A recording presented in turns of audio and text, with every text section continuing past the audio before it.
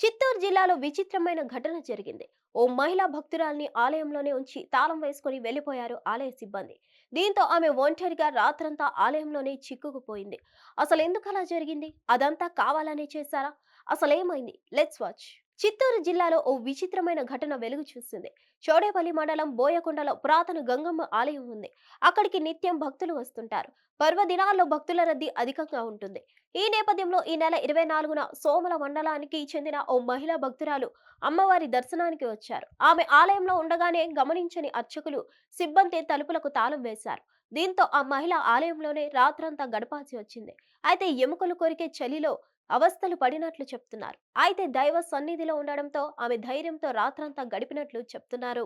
ఇకపోతే ఈ గంగమ్మ ఆలయానికి సుదీర్ఘ చరిత్ర ఉంది. అమ్మవారి దర్శనానికి నిత్యం భక్తులు వస్తుంటారు. అమ్మవారు కనిపించడానికి వీలుగా క్యూ లైన్లలో ఎత్తుగా చెక్కలు ఏర్పాటు చేస్తారు. ఆ చెక్కల కింద ఓ వ్యక్తి చేతులు ఉండడాన్ని ఉదయాన్నే పారిశుద్ధ్య కార్మికురాలు గమనించారు. వెంటనే ఆమె సిబ్బందికి సమాచారం ఇచ్చారు. వారి సాయంతో చెక్కల కింద ఉన్న భక్తురాలు భయపడడంతో ఈ విషయం వెలుగులోకి వచ్చింది. అటు తర్వాత ఆలయ ఈవో ఏకాంబరానికి సమాచారం వెళ్లడంతో ఆయన హుటాహుటిన అక్కడికి చేరుకున్నారు.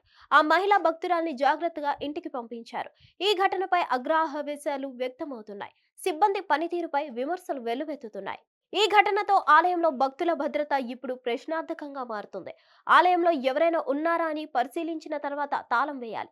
కానీ అలా జరగలేదు. అయితే ఆలయ సీసీ ఫుటేజ్ పరిశీలించగా మహిళా భక్తురాలు ఇరుక్కున్న విషయం స్పష్టంగా తెలుస్తోంది.